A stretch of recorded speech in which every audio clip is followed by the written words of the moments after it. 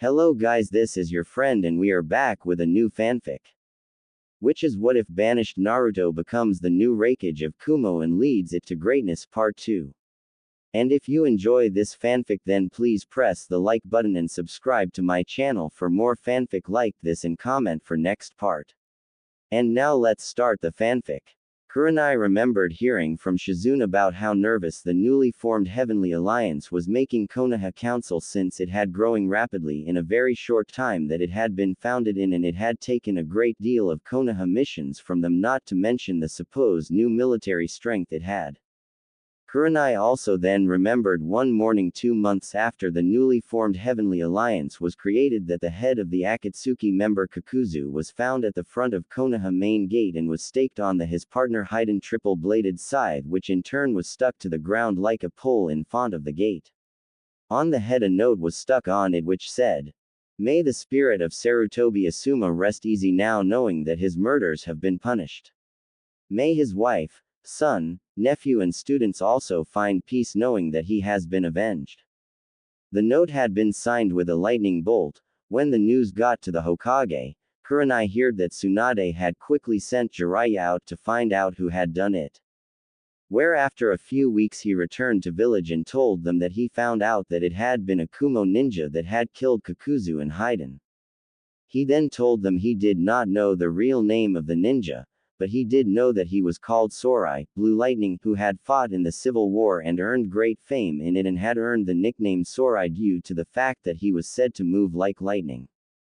He then told them that from what little information his information network could give him about Sorai, where all they knew about him was that he was a mysterious shinobi even to the people of Kumo, and few had ever seen his face since he did not go out in public and moved too fast for people on the battlefield to get a good look at him. The only thing they knew for certain about him was that he wore a bright blue trench coat with black lightning bolts on the bottom edges of the trench coat and had a kanji symbol for storm on his back. Jiraiya also learned that both Kakuzu and Haiden had sneaked into Kaminari no Kuni and ambushed the Jinchuriki of the Nibi no Bakeneko, two-tailed monster cat, when she was returning from a mission and captured her, and as they tried to leave the country with her, they were confronted by Sorai who fought and killed them both.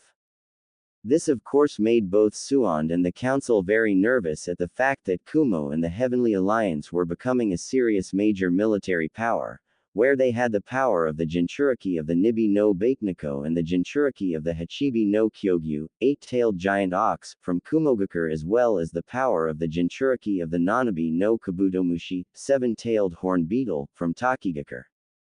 Not to mention the power of Sorai, whom was strong enough to fight and kill 2 S-class missing ninjas, who were also believed to have been immortal, at the same time. Not to mention the Rokudaime Raikage, who was said to be extremely powerful since he had killed the Godaime Raikage, who was an extremely powerful ninja that even a Sannin would have trouble fighting against, not to mention the rumor that was told, where nearing the end of the civil war in Kaminari no Kuni the former daimyo Yoshiaki sent for aid from Mizu no Kuni and Kurigakure no Sato, promising them a large reward if they sent help to him.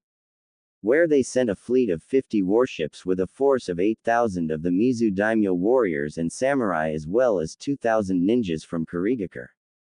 But the fleet never returned, where a month later a single Kiri ninja returned half-drowned and was said to have told the Godaime Mizukage and the Mizu daimyo that the fleet had been destroyed by a single man called Denko, aka the Rokudaime Raikage, who created a massive typhoon when the fleet was nearing Kaminari no Kuni shores and destroyed it. Although the story had never been fully confirmed, since the Godaime Mizukage had the ninja executed soon after hearing what had happened to the fleet, it was still enough to make many people in Konoha be wary of whatever power the Rokudaime Raikage had, as well as earn the undying hatred of the Godaime Mizukage, who hated him about as much as the Yondaime Tsuchikage hated the Yondaime Hokage. Kurenai then just signed as she looked out more into the open sea in the past 2 years now. The Heavenly Alliance had grown in strength, with several more countries either become part of the Heaven Alliance or just allying to the powerful Alliance of Nations.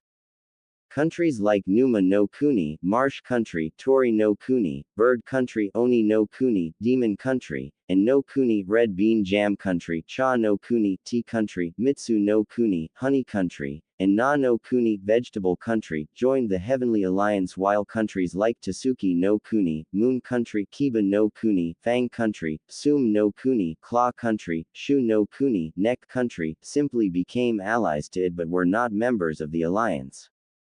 But out of all the nations that had allied themselves to the Heavenly Alliance, none were more surprising to the other shinobi nations and other countries than when the powerful neutral military nation Tetsu no Kuni, Iron Country, broke its neutrality and allied itself to the Heavenly Alliance. Although the ruler of Tetsu no Kuni, Lord Mifune, made it clear in letters to all the other countries and shinobi nations that Tetsu no Kuni was allied to the Heavenly Alliance through mainly trade treaties, and it would not involve itself in any wars that the Heavenly Alliance was in unless it was to defend the alliance member nations when they are attacked unprovokedly, and it would not attack or invade any country regardless of the situation.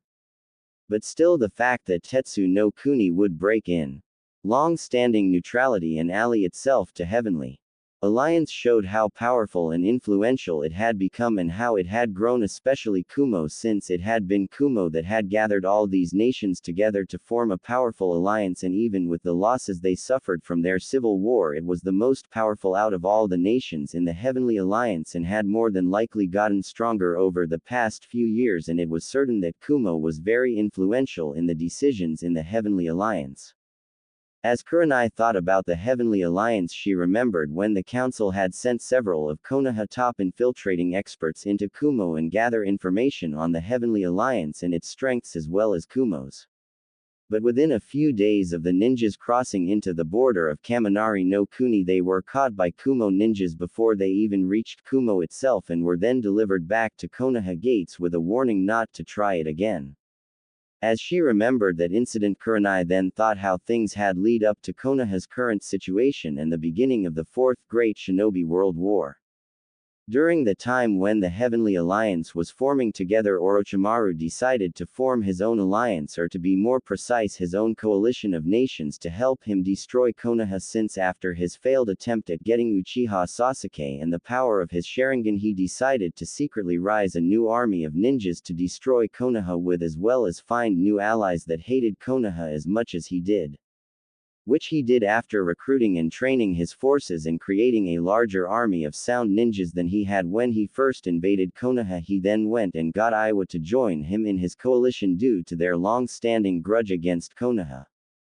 After which he then got Kusa to join him, which was not too surprising since Kusa and Konoha were never really friendly towards one another, and it was fairly common knowledge that Kusa wanted to take Konoha place as a member of the 5 strongest shinobi nations. The next member to join was the Hanya clan from Hayashi no Kuni, Wood Country, who were thought to have been wiped out Danzo Root Division before they were first disbanded after the end of the Second Great Shinobi World War, which was why the Hanya clan joined Orochimaru to get revenge on Konoha for trying to wipe out their clan.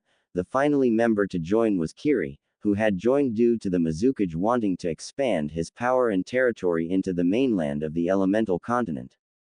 With having so few allies and Suna being the only one with ninjas to help Konoha, they knew that Konoha could not stand against such odds, where they soon declared war against Konoha and sparked Fourth Great Shinobi World War. The war had only started 2 months ago and there had yet to be any major battles. There were some large skirmishes over some key positions in Hai no Kuni, Fire Country, but fortunately Konoha came out on top of most of them. Also, lucky Suna had agreed to join Konoha due to the fact that they wanted revenge against Orochimaru for killing Yondaime Kazekage and for tricking them into attacking Konoha.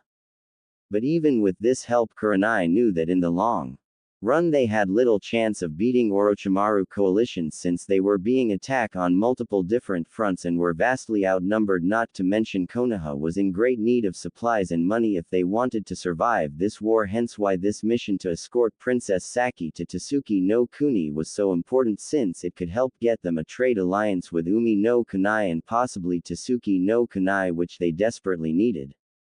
Having enough of looking out into the endless sea, Kurenai turned to face the main deck of the ship where the rest of her team, where 2 of them were sparing while the third was reading a medical book.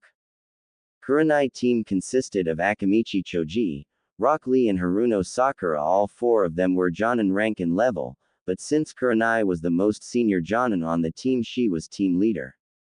As Kurenai watched Lee and Choji spar with one another, she could not help herself but think how much the remaining Konoha 12 had changed a lot and grown up a lot over the past 10 years since Naruto banishment, or to be more precise, since Naruto death. She then started to look closely at Lee as he sparred with Choji and then thought, "No, I'm wrong, not all of them have changed a lot since some had stayed the same, especially Guy team," thought Kurenai. Lee had not changed all that much at all, to be honest. Lee almost looked like a carbon copy of Guy. He still wore the same green jumpsuit like Guy and wore his flak jacket over his jumpsuit much like Guy as well. When Lee started to rise in the ranks, most did not expect him to get any higher than Tokubetsu Jonin, especially High Jonin, but he had proven them wrong, since much like Naruto, Lee did not give up, and despite his inability to use chakra, Lee rose through the ranks to becoming one of the strongest ninjas in the village, where he could open all 8 of the inner gates like Guy. Lee had also become so strong that only Guy could stand a chance against him in a pure taijutsu battle, but even then he would lose most of the time to Lee, since Lee had become stronger than Guy, which had shocked most Jonin when they learned this, since Guy was one of Konoha top Jonin. Lee soon earned the nickname the Konoha Nadaime no Kedakai Aoi Moju, Konoha's second prideful green beast. Another thing that happened to Lee, which was properly the most surprising thing that happened with Lee, was that he had gotten married to Kurenai old student Kurama Yakumo, the new head of the Kurama clan, since with the help of Suond and Jiraiya they were able to permanently seal away the demon inside her and then heal her body to a certain degree where she could do physical activities at a certain level. After which she then went to Guy and Lee to help with her physical training, where Lee had been more than happy to do, where eventually as they trained together they grew closer with one another, since both had similarly dreams of being great ninjas even with their disabilities, and knew what it was like to struggle with them. Eventually both Lee and Yakumo started to date, and after 2 years of dating they got married when they were both 18. Soon after, Yakumo joined the interrogation unit of the Anbu division due to the fact that she could easily use her powerful genjutsu abilities to get prisoners to talk, which made her one of their top interrogators. Also 3 years after they had gotten married, Yakumo gave birth to their daughter Rock Kurama Fuku, who thankfully looked more like her mother than her father, although she did have his hair color. Kurenai could not help but smile, remembering when Lee fainted in the waiting room after the nurse came in and showed him the newly born Fuku. Soon after, though, Lee woke up and started to running around the village happily, shouting out to everyone that he had a daughter. Currently little Fuku was now 2 years old and was the cutest thing you could see, and was the apple of her father's eye, where he could go on for hours talking about his little girl. Also he and Yakumo and made her and Guy, Fuku's godparents. Kurenai remembered how honored she felt when they asked her to. She also remembered how Guy had shouted to the top of his lungs about how honored he was as well, and how he and Lee would make little Fuku the next Konoha no Kedakai Aoi Moju, Konoha's prideful green beast. That statement of course resulted with both Yakumo and her threatening the 2 men that they would put them both in permanent genjutsu comas, where they would experience their manhoods being cut off slowly over and over again if they ever tried to corrupt little Fuku with their flames of youth. This of course got the desired result and got the 2 men to go deathly white pale with fear and cover the manhoods and agree not to corrupt Fuku when she got older. Neji had changed a good bit too in some ways, but had still remained the same in others ways despite the things that happened. Within 3 years after Naruto death, Neji had risen to the ranks fairly fast and was made a Jonin. Also he had become so skilled at the time that in his Juken, gentle fist, skill level was at the level of his uncle Hyuga Hiyashi, who was the strongest user of Juken in the Hyuga clan at the time. Neji even created several of his own techniques using Juken that had proven to be very powerful. Likely over the following years Neji grew stronger and was credited as one of Konoha's top Jonin. He even earned the nickname Higushiroi, White Strike, due to the fact that Neji always wore white robes even in battle and was well known to be able to killing many different enemy ninjas with one strike. Neji had also dated Ten for a while, but that eventually did not work out and both decided to stay friends. Eventually Neji started to date a young girl from his clan and was now currently engaged to that girl. Ten had changed too a bit after Naruto death. she became a lot more focused on her training and not only trained in weapons but in taijutsu and ninjutsu a bit more, although she was still better when fighting with weapons. After Naruto's death, she went to Guy and asked him to help her improve her taijutsu skill. Later on, Tenten then had come to Kurani and asked her for someone to help her with her ninjutsu, in which Kurani had gotten her friend Azuki Yugao to help her with Tenten's ninjutsu. Yugao had also helped Tenten in her skill with a sword, since she was the top kenjutsu user in the village and had been only second to her late lover Gekko Hayate. Eventually, not long after the mission with the rescue of the Godime Cage, Tenten had went to Suand and begged her to train her, to which Suand agreed to, but only to a degree, since she knew that Tenten was not a medic nin and there was not much she could train Tenten in. But she was still able to teach her a few combat justices that revolved around medical jutsu, as well as the secret to her superhuman strength, although it took Tenten several more years before could use it correctly, and even then she could not use it to the same level as Tsunade and Sakura could. She could still use it well enough to give her a big advantage in fight. 2 years after the incident with the Godime Cage, Tenten was accepted into the Anbu division and was put into the assassination unit of Anbu due to the fact that she was an assassin-type ninja. After a year in joining Anbu, she was made a captain and earned a nickname in the bingo as Okami Ken no Konoha, Konoha's blade mistress, famed for her skill in bladed weapons or specifically sword fighting, and was now credited as the best sword user in Konoha. She also had quickly became known as Konoha Top Assassin in the Anbu as well, which had caused Anko to whine for a couple of days, since she used to have been Konoha Top Assassin in the Anbu, and was now the chief commander of the assassination unit in Anbu. Tenten herself did not try and date anyone else after the failed relationship with Neji, since she decided to concentrate on her career more and worry about finding a relationship with someone later.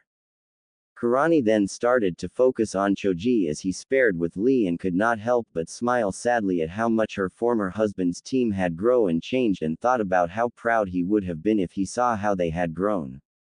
Since after Azuma's death the three of them grew stronger, where eventually they became known as the Neo-Ino Shikacho, but even then they each rose and grew stronger individually. Choji had changed a great deal over the years. He was no longer fat, since he had now replaced it with muscles and wore samurai-like armor and would carry a large battle axe on his back.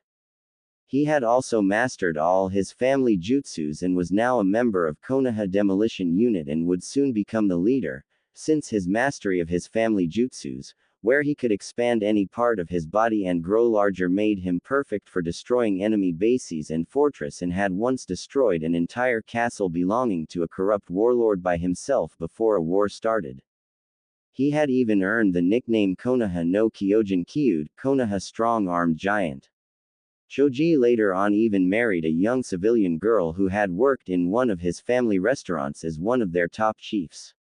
This was of no big surprise, since Akamichi men were well known for marrying women that were excellent cooks, since they were known to love their food about as much as they loved their wives.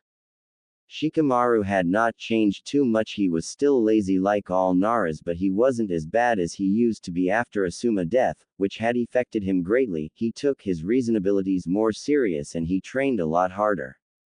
He had even began to use Asuma trench knives in battle. After Asuma's death, he swore that when Asuma and Kurani's son Hiruzen, named after his grandfather, became a genin, he would train him like Asuma had trained him. Over the years, Shikamaru grew in rank much like the others. He eventually even took his father's position as Konoha's Jonin strategic commander when his father retired from the position. It was a position that suited him well, since he had an even keener mind than his father had when it came to strategy, and it had been because of Shikamaru that Konoha had won most of its skirmishes with Orochimaru and his allies. During the years, Shikamaru had dated the Godime Cage older sister Sabaku no Tamari for a while, but much like with Neji and Tenten, the relationship it did not work out well and they decided to break it off, since from what she had heard from Ino the reason was because Tamari wanted someone who was not only intelligent and strong but also more energetic. Soon after, Shikamaru then started to see a young girl called Shiho from the Code Breaker unit, where they eventually married, where when asked by some people why he married her, he just replied, she was the less troublesome woman I knew. Although despite that comment everyone knew he cared for Shiho very much and they were even expecting their first child together, to which Shikimura had told Kurani that if it was a boy they were going to call him Asuma, which had made Kuranai smile since she knew how honored Asuma would have been to be the namesake of Shikamaru's first son. Ino had changed the most out of the team, even with her bad start out of the academy with being a fangirl for Sasuke and her taking the side of the villagers for the first few months after Naruto banishment. She changed a great deal for the better, especially with the death of Asuma, since it had been her first time seeing someone she cared about die in front of her eyes. After Asuma's death she started to train even harder. She even went to Anko for training, something that she had regretted doing for 2 years as she went through Anko brutal training regimens. But it had all paid off in the end and she had even mastered all of her family mental jutsus, after which she then joined the interrogation unit in Anbu with Yakumo. Ino was also in the running for the next chief commander of the interrogation unit with Yakumo, since like her Ino had become one of the interrogation unit top interrogators, much like her father as well, due to her mastery over her family mental jutsus and because she was able to use her highly appeal on male prisoners, and some women, much like Anko had when she interrogated prisoners. Ino had even developed a little sadistic side, not to mention a blood fetish much like Anko as well, which Kuranai blamed on the fact that Ino had spent too much time with her friend during those 2 years of training, hence it only figured that a bit of Anko personality was rubbed off on Ino. Several years after Naruto's death Ino even married herself. She had married the young root member Sai, who took her family name on since he did not know his own. Kuranai had often seen the two together and they both seemed to be very happy together, despite the fact that Sai began as an emotionless young man who always wore a fake smile, but eventually after hanging around the Konoha 12 gang he started to regain his emotions. Ino had even helped him get over his repressed memorizes from his horrific training en route that had began to resurface as he regained his emotions. Over time Ino and Sai grew closer since Ino had seen what Sai had gone through in his training en route through her using her family mental jutsus to explore his memories, and where she then helped him deal with his repressed memorizes, after which they then started to date, and after a year of dating they got married. As she thought about how Anko helped change Ino's life, Kuranai could not help but remember how she also helped Iruka out when dealing with the loss of Naruto. Where when Anko saw how Iruka was not himself when he came back to teaching, she decided to help Iruka out. Since she had some knowledge of what it was like to be an outcast like Naruto due to her connection with Orochimaru, which had caused her to be an outcast with the villagers. Eventually over time she was able to get Iruka to open up to her and help him deal with the pain he felt with Naruto's death, and over time a strong bond was built between them. Where 3 years after Naruto's death, 2 years since they started dating, Iruka proposed to Anko and they got married, where Anko left the interrogation unit, but still helped out part-time, and became a full jonin. And after a year after they had gotten married, Anko gave birth to their daughter Aiko, who was 5 now and was like a miniature Anko, and Naruto rolled up into one person due to her love of Dango and her ability to scare people, as well as her love of playing pranks and causing chaos. She even had a bit of a fetish for causing explosions and destruction, which on more than one occasion she caused several minor explosions in the village. Although she was a bit calmer than either Naruto and Anko, she was even quite intelligent for her age and was quite skilled since she could already use her chakra and do both tree climbing and water walking, not to mention her control over her chakra was flawless. Kuranai then thought about her now young nephew Konohamaru, and his friends had grown and changed over the years after Naruto's banishment and death. Konohamaru had changed a great deal since Naruto's death, since soon after he heard about Naruto's death he started to train even harder to become Hokage, since he wanted to do it and honor Naruto's memory. Where Konohamaru had went to Asuma and asked him to train him in his grandfather fighting style, the crazy monkey fist. He even later on signed the monkey summoning contract and got Enma to train him in Bojutsu. After Asuma was killed, Konohamaru trained even twice as hard since he now lost his parents, his grandfather and his uncle leaving her and Hiruzen as the only family he had left in the world where he moved in with her. Over the next few years Konohamaru grew stronger where he learned how to do many of the jutsus that his grandfather could use as well as combined them. He even leaned and mastered the Yondaime famed Rasengan that he learned from Jiraiya, who had taught him it due to his connection to Naruto and due to the fact that he was his sensei grandson. Konohamaru had even created his own fighting style that worked well with either with Bojutsu or Taijutsu as a fighting style. He called the fighting style the Drunken Monkey Fist, which was a combination of the Crazy Monkey fighting style and the Drunken Boxer fighting style that he learned from Lee.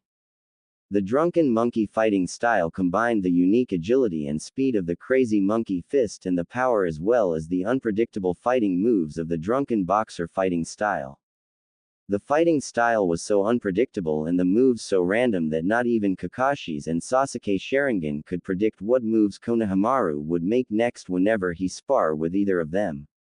Over the next 6 years Konohamaru rose through the ranks very quickly where he had just recently become a Jonin and was one of Konoha top Jonin already and earned the nickname Konoha no Enku, Konoha's Monkey King, which had irritated Enma for a while with people giving his title to Konohamaru as a nickname.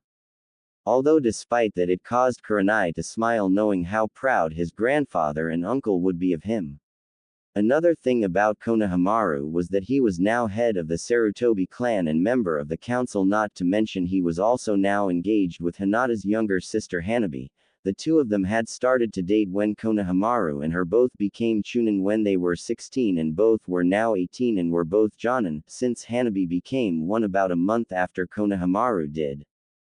Konohamaru teammates Udon and Moegi also changed and improved a great deal over the years.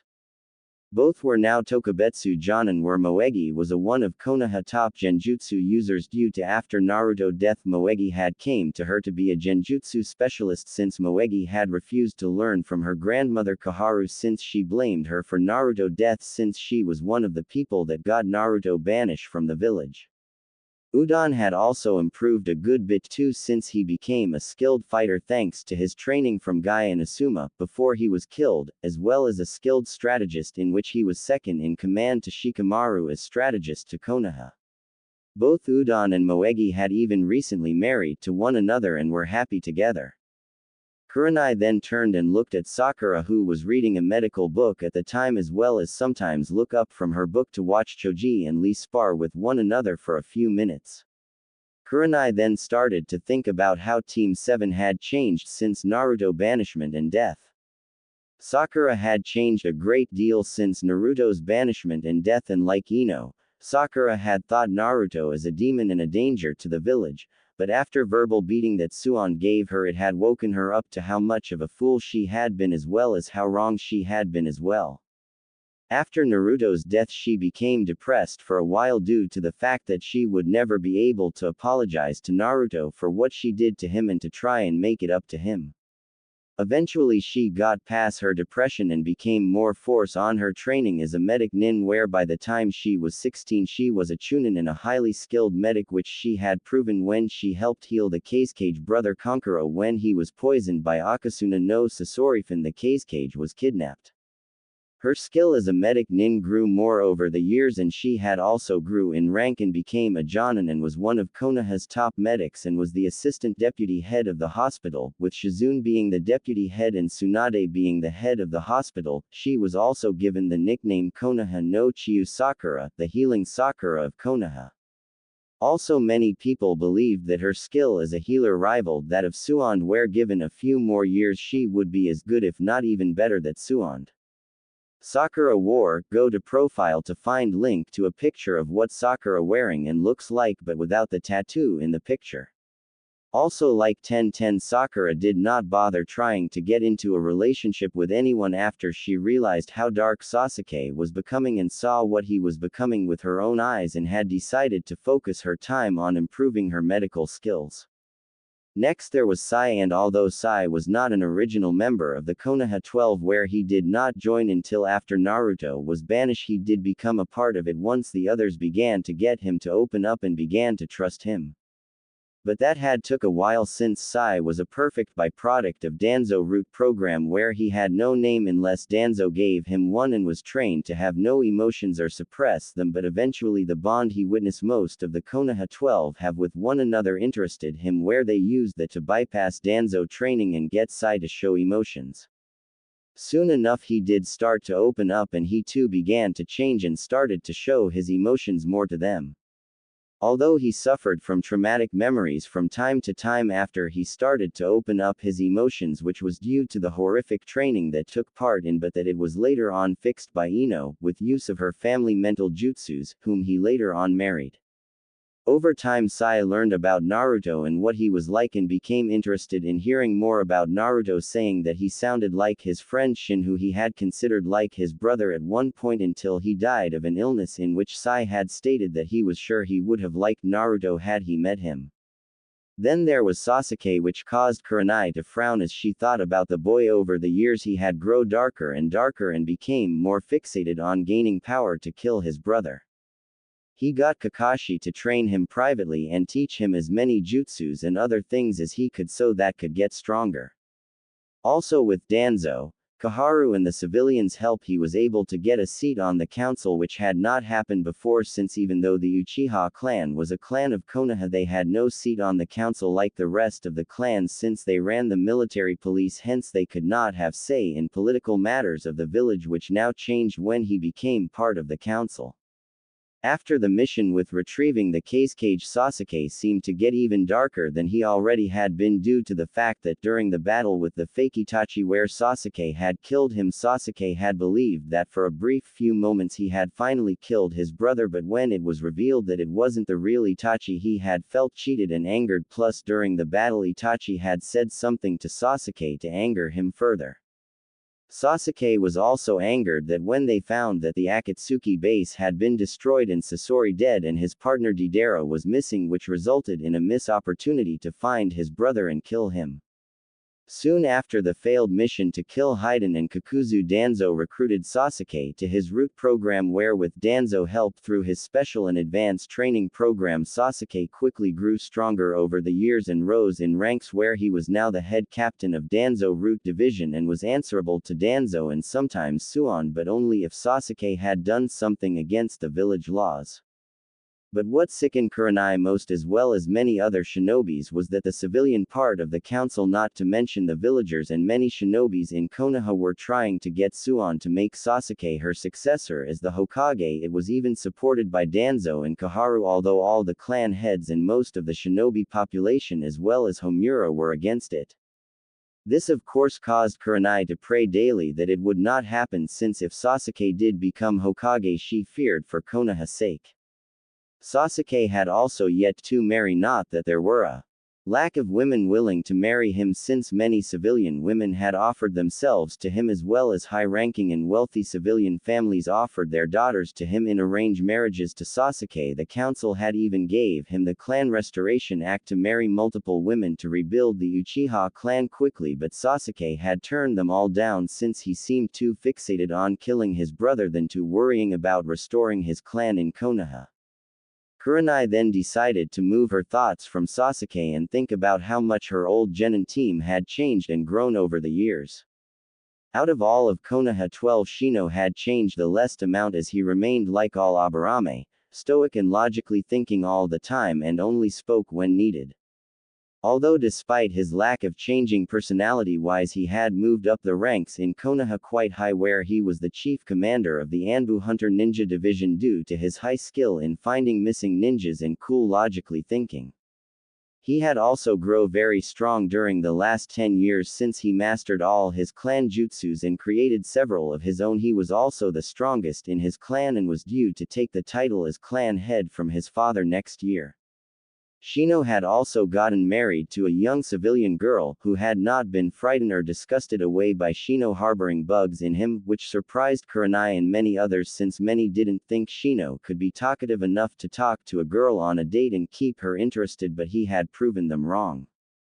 Kiba had not changed too much either, since he was still hot-headed and brash as he was when he was younger like most in Izuka, but he had changed enough in some ways where he was not as loud as he used to be and did not rush into a fight. He actually would think and plan before he enter a fight, which had greatly surprised Kurenai when she saw him think out a plan of attack during a mission. Over the years Kiba had learned and mastered all his clan jutsus and even improved on some of them as well as create his own ones with his partner Akamaru, who was now the size of a large bear who Kiba could now ride on in battle or travel on. Kiba had even grown quite high in ranks of Konoha like the other members of Konoha 12, where he was now the second in command of the Anbu Hunter Ninja Division under Shino. Also, unlike most of the other male members of the Konoha 12, Kiba was still single, although it was not from a lack of trying since he had dated several different girls, both civilian and shinobis alike, but all of his dates with them turned out with him saying or doing something perverted, which resulted in him being beaten by each of the girls. But out of all the members of the Konoha 12 that had changed over the years, Hinata had been the one that had changed the most. After Naruto banishment, she was depressed for months, where she barely said a word and did very poorly during her training with Kurenai and her father as well as during missions, but just when she seemed to get out of her depression, news of Naruto death came out, after which she had locked herself in her room and had tried to kill herself. After Hinata failed suicide attempt, she had started to get better when Neji and her sister as well as Kurenai herself had talked to her and get her to live on for Naruto's sake, but that had then changed during a spar with her father that she had done poorly in. Flashback 3 months after Naruto death. Pathetic, said Hiashi, as Hinata fell on the ground tired and hurt from training with her father. You hardly even improved in the slightest in your Jukin in the past year. I expected you to have become better by now with that blonde Jinchuriki boy that you had a crush on gone, said Hiashi. This caused Hinata to look up at him in surprise. Yes, I knew about your crush on him. I had hoped that with him gone you would have focused on your training more and gotten better, but it seems that I was wrong. You only gotten worse. I'm not even sure that you make a even decent branch member. Maybe Neji should have just let you die when you tried to kill yourself and save the clan from bearing the humiliation of having you in the main house or even as a member at all, said Hiashi as he sighed in disgust of her. Hiashi looked down at her in disgust and then said, perhaps if you had died when you tried to end your life earlier, then you might have then been with that pathetic Jinchuriki boy, since clearly he could never be Hokage despite what he thought, and the only reason why he was able to be Neji was because of his use of the Kyuubi chakra. Perhaps Konoha would be better off without the both of you. No, I certain it would be better off without the both of you, since it is clearly better off without him in it, since he was a clear threat to the village safety with his continued inability to control the Kyuubi power and was putting it in danger and putting the village in the line of fire of the Akatsuki, since they were after him and would have destroyed the village to get him. Yes, there is no question to that. Both our clan and the village are better off now that he dead. After which Hiashi then turned around and began to walk away, where he had his back facing her. Becoming Hokage. Ha! As if an idiotic fool like him could have become Hokage, let alone even a cage, an idiotic dreamer that all her was, said Hiashi as he continued to walk away. But had he looked back, he would have seen a look in Hinata that no one had ever seen in her before, a look of pure hatred and rage. Flashback ends. Kurenai remembered how angry she was when she heard Hiashi, since she had come to visit Hinata at the time and decided to stay hidden behind a tree as she overheard the conversation. She had even been sorely tempted to beat the living crap out of Hiashi for saying such hateful and heartless things to Hinata. Soon after the conversation and when Hiashi had left, Kurenai went to Hinata to comfort her, but when she got to Hinata she simply told her that she was okay and that she was used to her father saying such things. Kurenai had known that Hinata was lying to her but decided to let it go and let Hinata come to her to talk to her about it when she was ready, but she never did.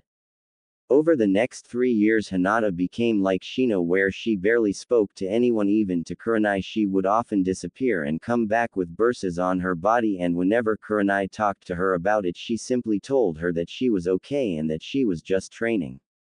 It was then when Hinata was 16 that during a meeting of the entire Hyuga clan, Hinata exercised her right, an heiress of the Hyuga clan, to challenge Hiashi as clan head, which had shocked everyone both in the Hyuga clan and in the entire village.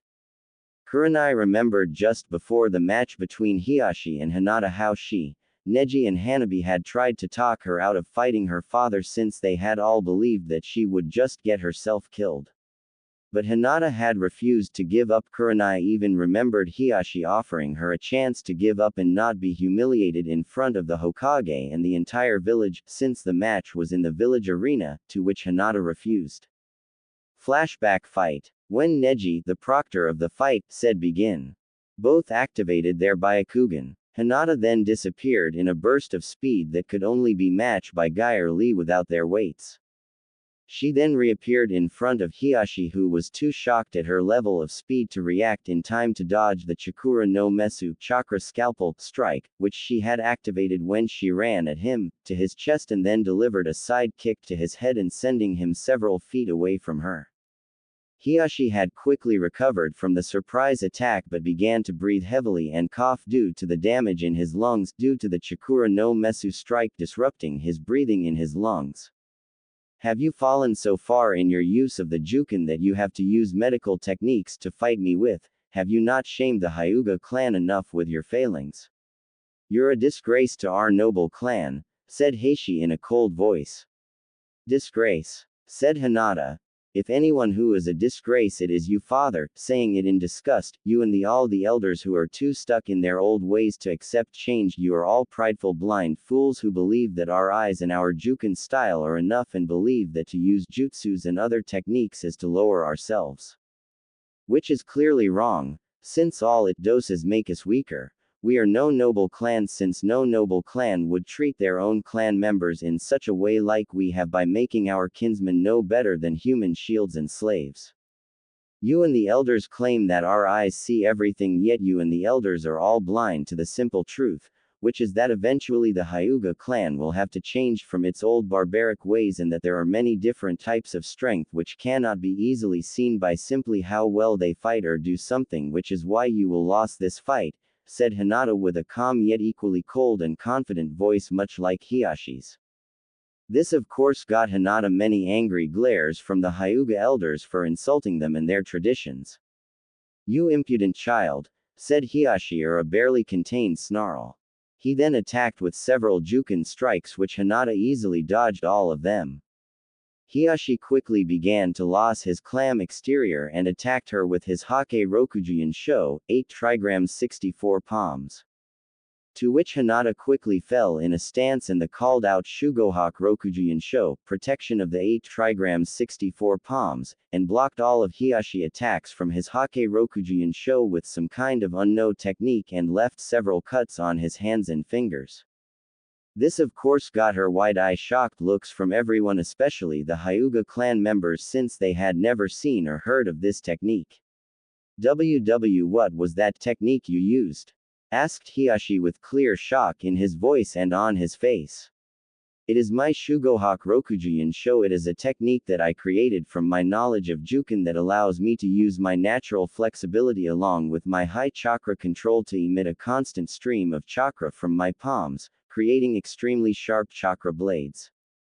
With my natural flexibility, I can reach any point around me, and allowing me to hit any target or defend against any attack within my field of vision. Also, as you also saw while using this jutsu, my hands move extremely fast, allowing me to hit hundreds of targets with extreme precision, much like your Hake Rokujian Sho, as well as defend against such attacks like the Hake Rokujian Sho, making it the perfect technique to use to block the Hake Rokujian Sho. Additionally, I can control the size of the chakra beams in my palms, allowing me to create larger, arc-shaped chakra beams that spread out across my entire attack range, cutting anything in its path in half. In a way, this is my absolute defense, since its effects are somewhat similar to that of the Hakushokaden, 8 trigrams palms heavenly spin.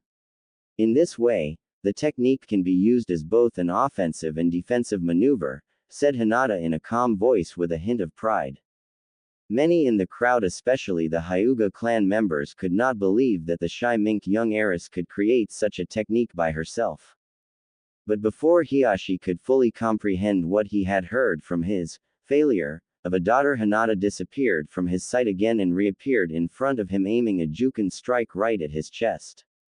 But thanks to years of experience from many different battles when he was an active ninja doing missions, he was able to dodge the attack to a degree where the strike only hit his left arm. Unfortunately, he was not prepared for the pain that went through his now shattered arm. Roared Hiashi, clutching his now shattered arm with his other arm. What did you do? Said Hiashi as he grind his teeth together trying to fight off the pain that he felt from having the bones in his arms being shattered.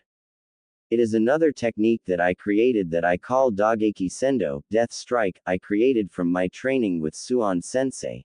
Since 3 years ago after your little speech to me about how I would be better off dead, which caused many gasps from people in the audience to gasp at shock at how Hiashi could say such a thing to his own daughter, I went to Suon Sensei and asked her to train me, which she agreed to.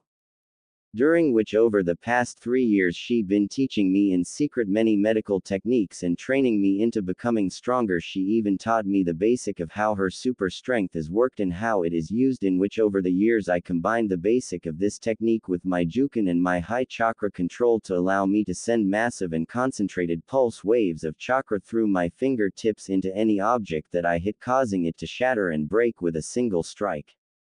But for a person, depending on the amount of chakra I use, I can break or shatter a bone until it nothing but pieces, as well as do a great deal of internal damage in their body. And what you got, father, saying the name with venom, was with me just using a small amount of chakra, said Hinata with a cold and cruel smile that had appeared on her face when she had spoken, which had sent a shiver of fear down Hiashi's spine as well as the spines of many other people in the audience who were watching the fight between the father and daughter. After finishing speaking, Hinata then disappeared again from sight and reappeared in front of Hiashi and delivered another Dageki Sendo at his chest, causing him spit out blood as he was sent sailing across to the other end of the arena and hit the wall and leave a large dent in it. As Hiashi struggled to keep himself standing, Hinata appeared in front of him again and hit him with several more of her Dageki Sendo, causing him to smash against the arena wall several more times, making the dent in the wall bigger and causing more of Hiashi bones to break and shatter, as well as causing more internal damage in his body. Many people in the audience could not help but flinch, cringe and look away as they heard Hiashi screams of pains as well as the sounds of his bones breaking and shattering from Hinata attacks. Hinata soon stopped, and just when everyone thought she was done, she quickly went in the Hake Rokujuin Sho stance and accompanied the Hake Rokujuin Sho with her Dageki Sendo technique and attacked, causing Hiashi to scream into the high heavens in pain as every bone in his body was either broken or shattered from Hinata's relentless attacks, and was then sent right through the arena wall and flew about 100 feet outside the area wall and crashed in a crumpled blooded heap. It was then that Hyuga Hiashi, the head of the Hyuga clan, the said to be the strongest Hyuga in Konohagakure and who prided himself on his strength and power, was now a broken cripple of a man. His silk white ropes were now covered in dirt and in his own blood. Every one bone in his body was broken or shattered. His entire body screamed in pain from his daughter's attacks. He was coughing up large amount of blood and could barely breathe, let alone move. He was certain that all his ribs were broken and that he had a punctured lung and God knows what else. He could barely even stay conscious due to the pain he was feeling. Hiashi also knew that if he did not get immediate medical attention, he'd be dead within minutes.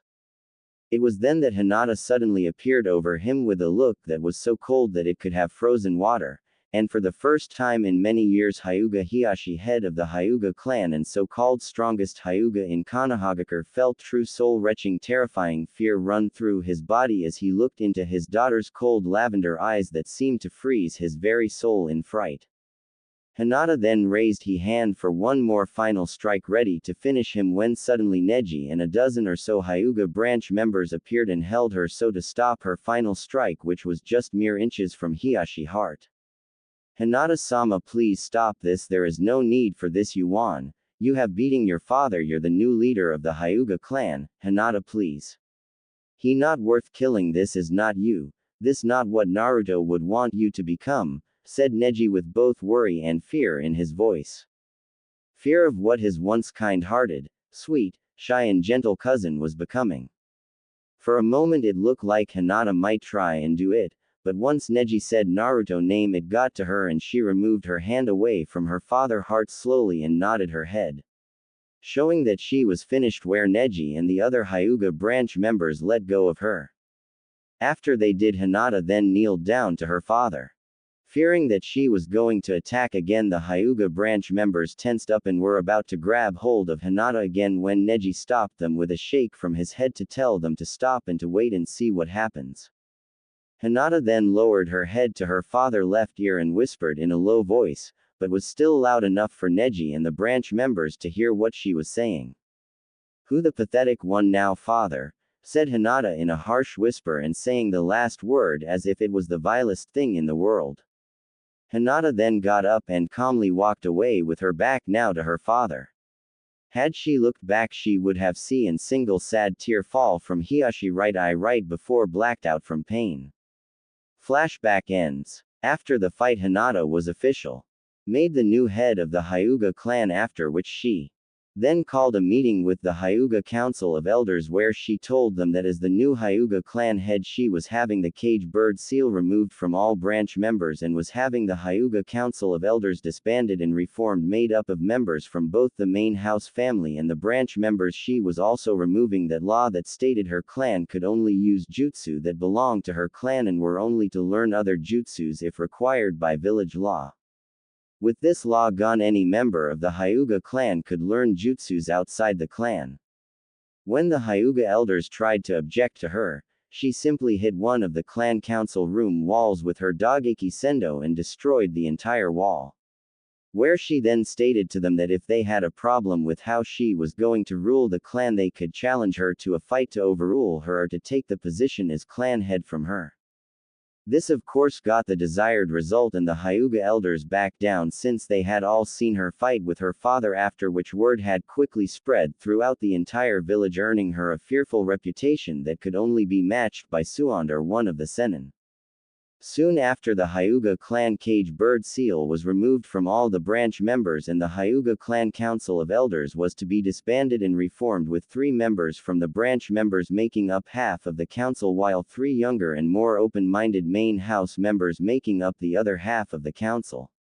Neji was also made part of the council, where he was made the leader of the clan council by Hinata and was made her personal advisor. Over the following years, Hinata continued to be an active ninja doing missions and quickly became a Jonin from doing several high-rank missions and was mentioned in several Shinobi Nations bingo books and had also earned the nickname Hyuga Shikyo no Megami, Hyuga's goddesses of death, with a battle with extreme caution warning on her profile in the books. Also, whenever she went out on mission, she would leave Neji, Hanabi or someone from the new Hyuga clan council that she trusted in charge of the clan until she returned. Hinata also even improved her Dogeki Sendo to such a level that it rivaled the striking and destructive power that Suon's superhuman strength was capable of, where she could destroy an entire building with a single strike and cause a fissure in the ground if need be. She also even helped out in the hospital from time to time and had become a very well-respected healer, with her skill being only surpassed by Suond, Shizune and Sakura. As Kurenai thought at how her old student, who she had thought as a surrogate daughter or surrogate younger sister at least, had changed, she could not help but see at how sad her student still seemed, as well as lonely, even though she acted as a cold and emotionless Hyuga to the villager. Visiting dignitaries and some of the council members, she still remained the kind and gentle young girl many knew her as, where she would greet her patients, her friends and certain people like Kurenai herself with a smile and talk to them and offer them help from her if needed. But many could tell that she was still hurting on the inside since she had never truly recovered from Naruto death. As Kurenai finished thinking about Hinata, she could not help but then think about her so-called father Hiyashi. After his battle with Hinata, he spent the next year in hospital due to the damage he had suffered from fighting Hinata. Despite Suon getting him to the hospital as quickly as she could, he was on death's doorstep when he got there, where after almost 6 hours of operating on him and trying to heal him, Suon had been finally able to stabilize him. He spent the next year in the hospital under constant supervisions under Sakura, Suond and Shizune, since the damage to him was so great that it took that long just to heal his body and bones. It even took 6 more months before he was able to walk under his own power.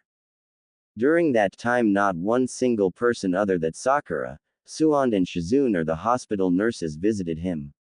This was because many people had heard about what had he done and said to his daughter, where many people had been disgusted with how he had treated his own daughter, and most people had lost all their respect for the man. But even despite what he had done, Kurenai could not help but feel pity for the former Hyuga clan head, since she had seen him on several occasions, and whenever she saw him she did not see the once proud and strong Hyuga man that was once head of one of the most powerful and noble clans in the village. He was gone now, and all she saw was a broken shell of a man who did not hold himself proud and strong like he once had. He couldn't even look at anyone in the face. Kurenai had once spoken to him, and when she looked into his eyes for a moment she saw shame, self-loathing and guilt in them. A year of being in the hospital alone with no one to visit him and someone to talk to had left Hiyashi a great deal of time to think about the things that he had said and done over the years with his daughters, where he had most likely come to realize how much of a cold-hearted, prideful bastard he had become, and what he had done to his daughters, especially Hinata. Hinata had not only broken Hiyashi's entire body, she had also broken his spirit and pride, and was nothing but a shell of a man. He could not even speak to Neji or to either one of his daughters, since whenever he had tried, the guilt and shame of what he had done over the years overwhelmed him. Kurenai had heard many say that this was simple karma for what he had done. Others had said it was poetic justice for his crimes to his daughter and his family. Some had even said he got what he deserved. But regardless of that, Kurenai still pitied the man. Hiyashi had indeed reaped what he had sowed and got what he had wanted. Hinata had indeed become the strong and powerful Hyuga clan head that he wanted her to be, but it had cost him dearly to do it, a price that Kurenai herself though was far too high a price to make it worth it all. Since Hiyashi had lost the love and respect of both his daughters and the rest of his family, and he was now alone and paying for it every day, and would have to live with what he had done for the rest of his life. Having thought enough of the past 10 years and what had happened and changed in those years, Kurenai decided to focus on and accomplishing her mission and getting back to her son as soon as possible, where she hoped would be without incident. Unfortunately, that hope would soon be dashed, and any hope of seeing her son soon would also be dashed as well. Several miles away behind a small deserted island, 3 of Mizu no Kuni warships and 2 Kiri warships were lying in wait for the ship carrying Princess Saki. On board the lead ship, a young crewman was running through the ship heading towards the Commodore, a commander of more than one ship, on the command point of the ship. "Sir, the shark units that you had sent to scout out for the royal ship has just reported in that they have sighted the royal ship carrying the Princess of Umi no Kuni only 3 miles away from us," said the young crewman as he saluted to the Commodore of the squadron. "Very good. Signal all ships to move out and have the shinobi forces on board the ships, as well as have all the men to get ready for battle," ordered the Commodore to the crewman. The crewman saluted again and ran off to do as the Commodore ordered, after which the Commodore then turned to the man that he had been talking to before the crewman arrived with the news. "It seems that everything is going as planned. Will your men be ready and do their job right?" asked the Commodore to the man. "Of course they will. Just make sure that your men do not destroy that ship the princess is on. When you fire on it, she is no good, dead, and without her our plan is ruined," said the man called Isarugi Raijuda. "I know that. Just make sure that you and your men do your job. Besides, I heard that the Umi daimyo has hired a team of highly skilled ninjas from Konoha to protect his daughter," said the Commodore to Raijuda. "Ha! Konoha is nothing but a shadow of its former self. It is weak now. By the time this day is done, we will have the princess, and everyone will know that the shinobis of Konoha are inferior to those of Kiri," sneered Raijuda. "We shall see, Raijuda, we shall see," said the Commodore as he walked away from Raijuda to get his men all ready to move out and for battle. Raijuda just ignored the Commodore's last comment.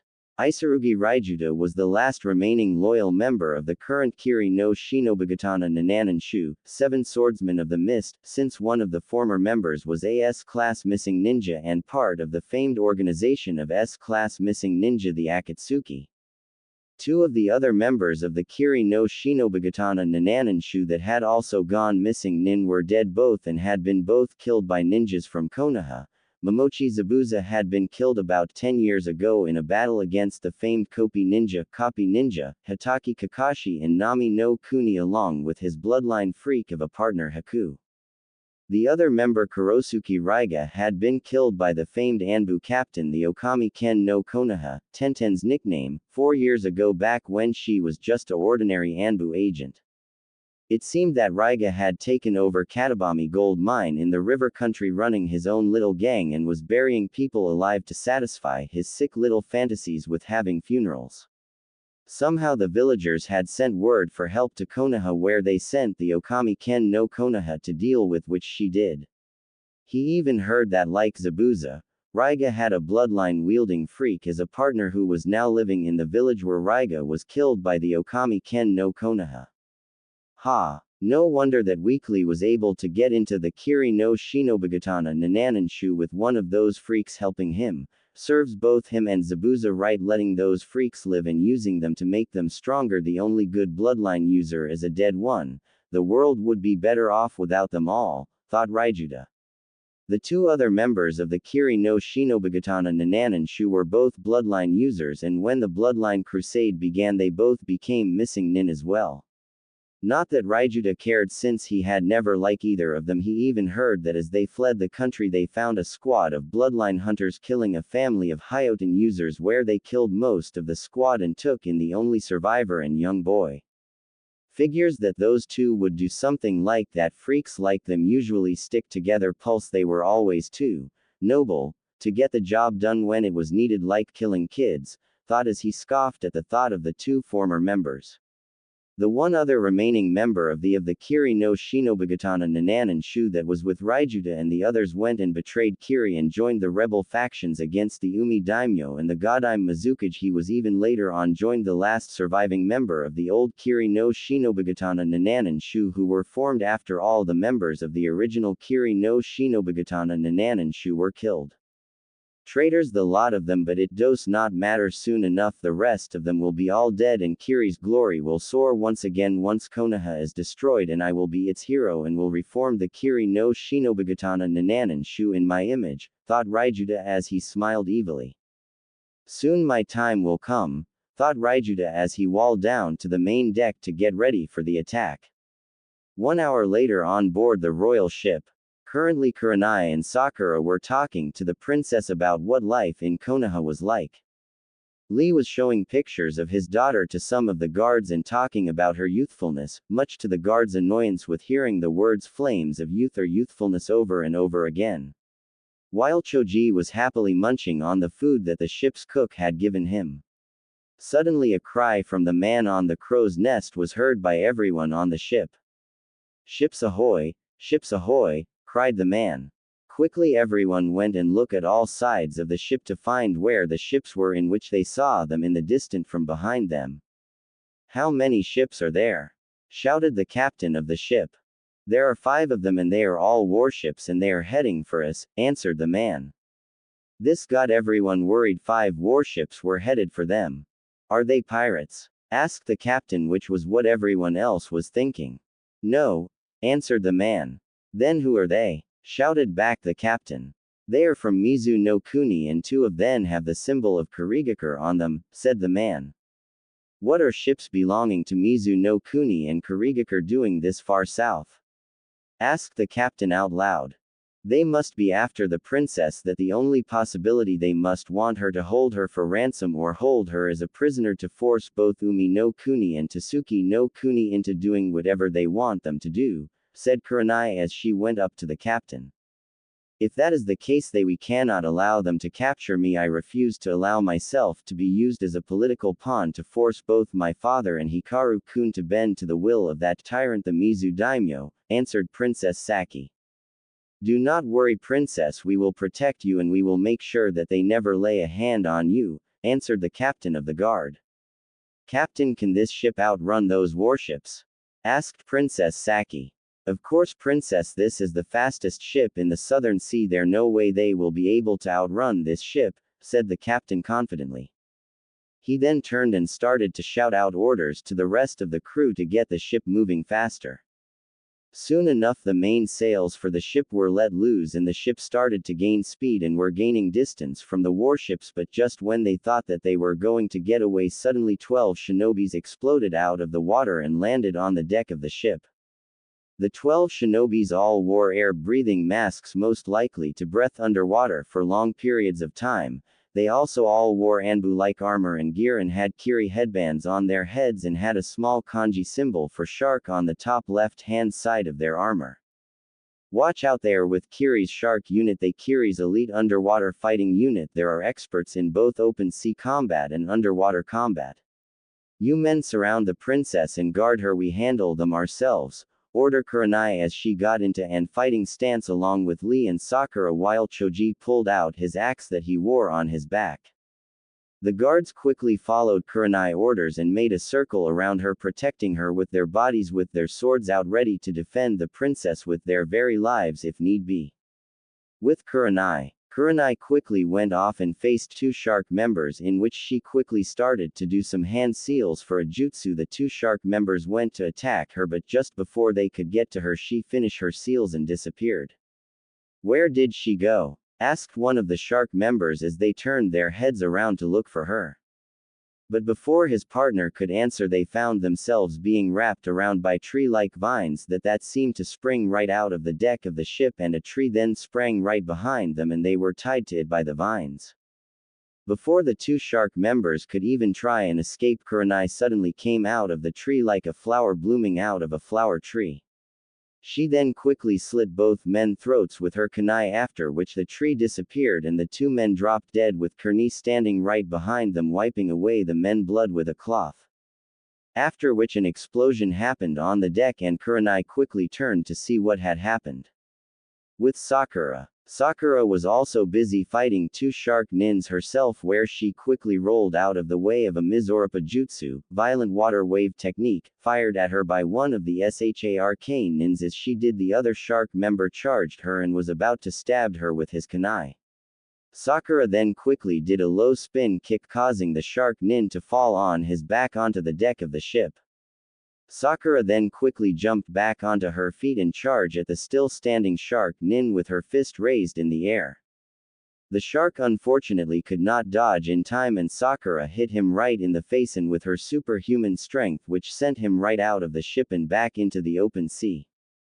She then turned around to deal with the remaining shark nin, which was lucky since she was then able to see an incoming kunai and was able to leap into the air in time to avoid the incoming kunai that was thrown by the other shark nin at her. The shark member then looked up into the air and was just in time to see a drop axe kick falling right onto his head, which was coming from a falling Sakura, and was then sent face first right into the deck of the ship, where the power from Sakura's superhuman strength sent him right through the deck of the ship and crashed right into the bottom floor of the ship. Sakura just wiped the dust off herself, pleased with herself with dealing with the two men easily enough. But suddenly Sakura's attention was focused on the explosion in the middle of the ship deck. With Lee quickly engaged three shark nins, and by using his great speed to his advantage he quickly delivered a hard punch right into the face of an unsuspected shark nin, where he was sent crashing right into one of the lower masts. Lee quickly ducked an upper slash attack from a Tonto sword from one of the other shark nins, where had he not ducked it would have cut his head right off.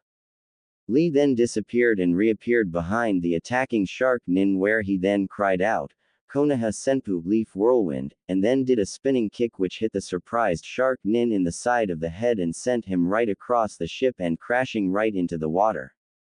Lee turned to the remaining shark nin, where the remaining shark nin got his kunai in hand and went to charge at Lee, where in a second or two he had already spilt the gap between them in half.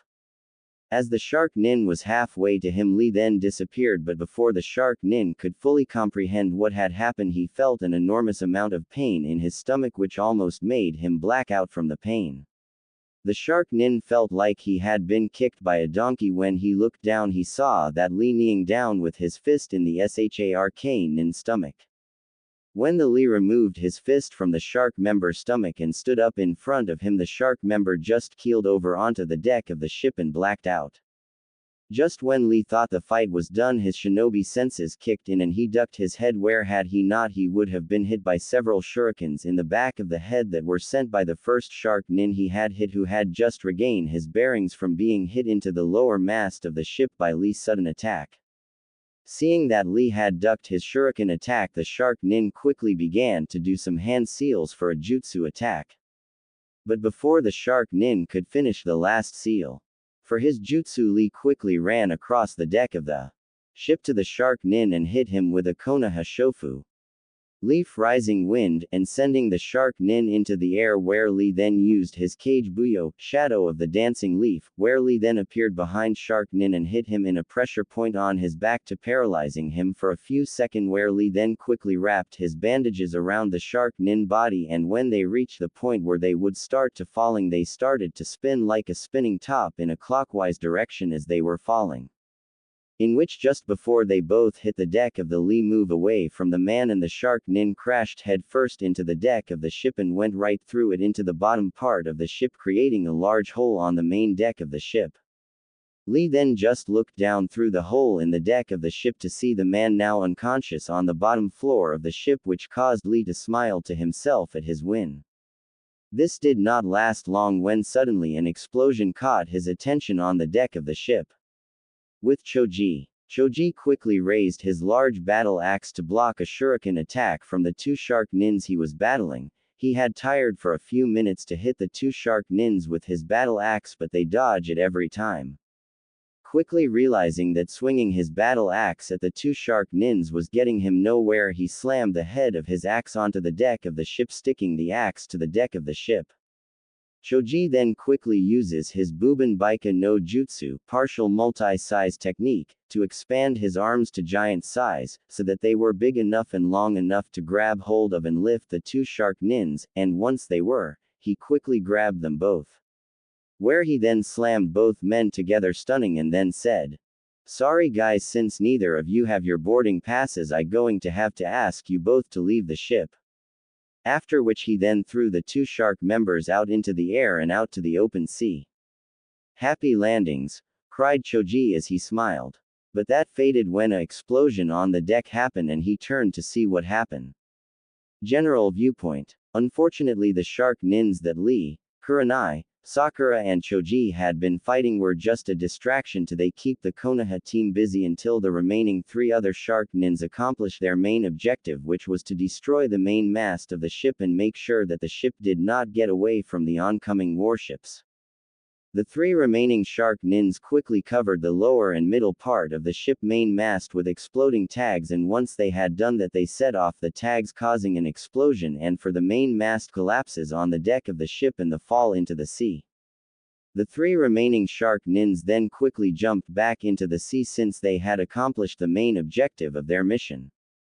As soon as the Konoha team saw the main mast explode and fall into the sea, they realized that they had been duped. They realized that shark nins they fought were just to distract them while the other members destroyed the main mast, slowing the ship down so that the Mizu and Kiri warships could catch up with them. Damn it, they weren't after the princess, they were after the main mast. I should have seen that coming. We should have been protecting it, said Kurenai, cursing herself for being duped so easily. "Kurenai-san, what do we do now?" asked Sakura. "There's nothing we can do with the main mast gone. There is no chance whatsoever in outrunning those warships now. The best we can do now is try and fight them off, since if they want the princess they are going to have to board it, but even then I don't like our chances, especially if they have a lot more shinobi on those ships, which I'm willing to bet they do," answered Kurenai as she frowned and was trying to think of a way to get themselves and the princess out of this mess, and so far she was coming up with noting. Suddenly they heard some blasts coming from two of the warships. When everyone turned towards the ships, they saw things flying through the air towards them, and they quickly realized that the things that were flying through the air towards them were kunais. Hundreds of kunais. "Take cover," yelled Choji.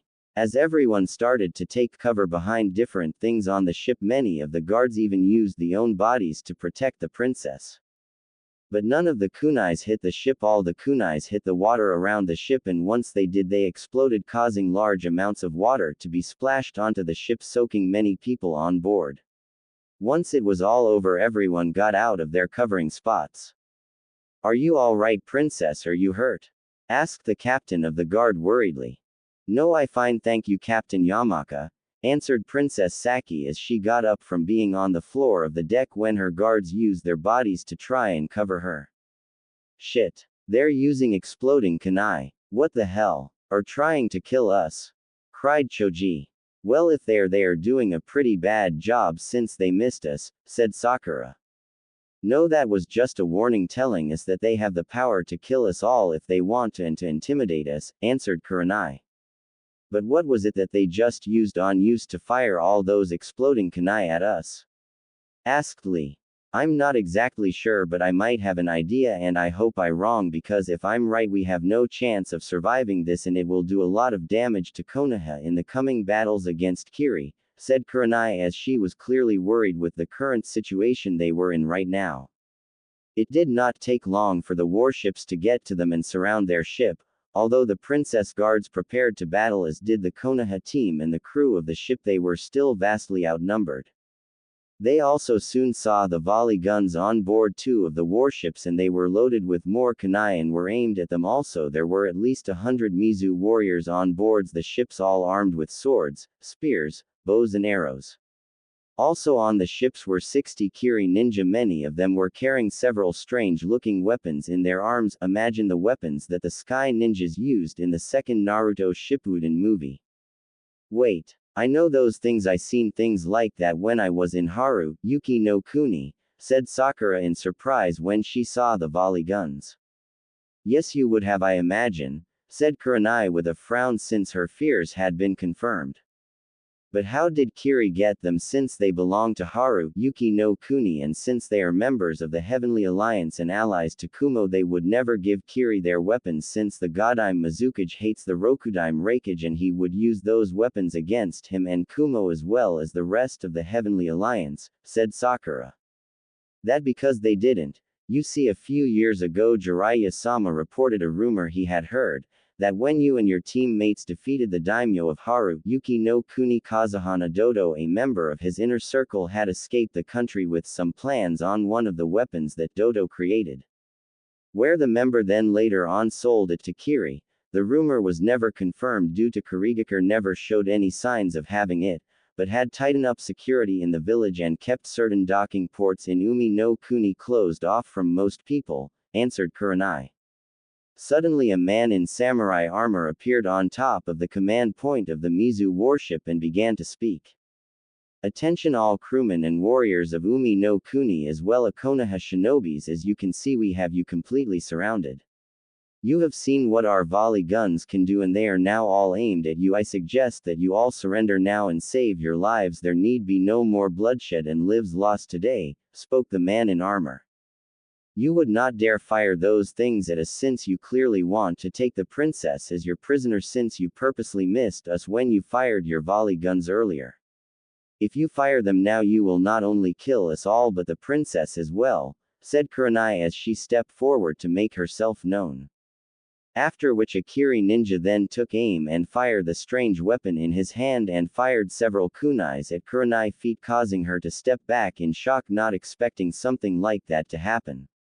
The man in armor then held up his hand to the ninja, signaling to him to hold his fire. Although what you say is true, Konoha Shinobi-san, as you can see for yourself, we also have handheld versions of the volley guns and kunai launchers. They are much more accurate and just as deadly. Not to mention we can also board your ship from all sides and we vastly outnumber your group, hence you have no chance of defeating us and we will just take Princess Saki in the end with force. So I ask you again to surrender now and save your lives. You will not be harmed, I give you my word. I will give you 30 seconds to make your decision, said the man in armor. Just as the man in armor had just stopped speaking, someone shouted. Wait. Where Princess Saki walked out from behind her guards and stood in front of them to speak to the man in armor. Princess, please get back behind us, spoke Captain Yamaka as he tried to get her back behind him, but she just brushed him off. Although I would rather die than become a political pawn to be used against my father and Hikaru-kun, I will not allow all these people die needlessly to try and protect me. If you give me your word as an officer, which you clearly are, that you will not harm any of these people and you let them go, I will surrender myself to you without resistance, spoke Princess Saki, standing with an aura of nobility and confidence around her and speak without the slightest bit of hesitation or nervousness in her voice. Princess, you can't do this, please don't do it, cried Captain Yamaka as he tried to stop her from surrendering herself to them. Princess Saki held up her hand to Captain Yamaka's face to tell him to stop and then said, Captain, this is my decision and I order you to stand down, spoke the princess in a voice of authority, one that only a true ruler would have. Captain Yamaka at first did or said nothing, but eventually lowered his head in complacence and answered, Very well, Princess, this is your decision and I will do as you say, after which he stepped back from her. Princess Saki then looked to the man in armor again, who had been watching the whole ordeal with interest, and spoke with just as much confidence as she did before and said, Do we have an agreement then? The man in armor then nodded his head in agreement and said, We do, in which I, Commodore Fuji Kazan of Mizu no Kuni Royal Fleet, do hereby give you my word that no harm will come to any of the other people on your ship and I will let them go freely, said Commodore Kazan.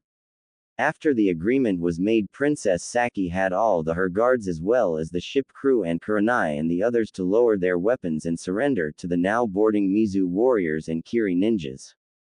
Soon enough, everyone on board the Umi royal ship was rounded up in one large group and they had their hands in the air as a sign of their surrender, with Mizu warriors and the Kiri ninjas all pointing their weapons at the surrendering crew and ninjas. The princess herself stood up in front of the group with two Mizu samurai with her in the middle between the two. Soon enough, Commodore Kazan boarded the ship himself with another large man who looked like a bodybuilder with brown hair with a narrowing face and looked like some overgrown street thug to the Konoha ninjas. He carried a large samurai katana on his side. He wore a standard purple Jonin flak jacket with tradition shinobi pants and sandals. He wore his headband of kiri on his right bicep and wore a gray hooded cloak that had the kanji, kill, on it. The two of them soon made themselves up to the princess, where the man then spoke first. My name is Isarugi Raijuda, last remaining loyal member of the Kiri no Shinobigatana Nanananshu and commander of the shinobi forces you see here. He then quickly cupped Princess Saki's face with his large right hand and her look into his face. Captain Yamaka and several of the guards flinched as they saw this, since they wanted nothing more than to attack Raijuda for touching the princess in such a way, but they knew they could do nothing in the current situation they were in.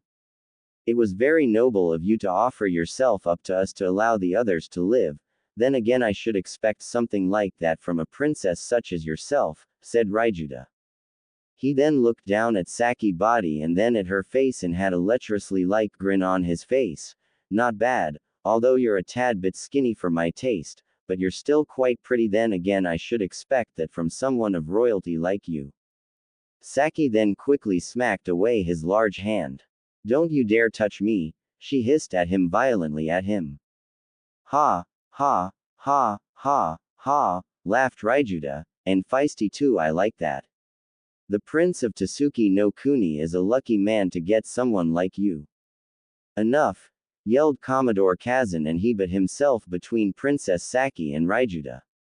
Raijuda, you will treat Princess Saki with the respect she deserves, said Commodore Kazan with a forceful tone as he glared at Raijuda angrily, where he then turned and spoke to the princess.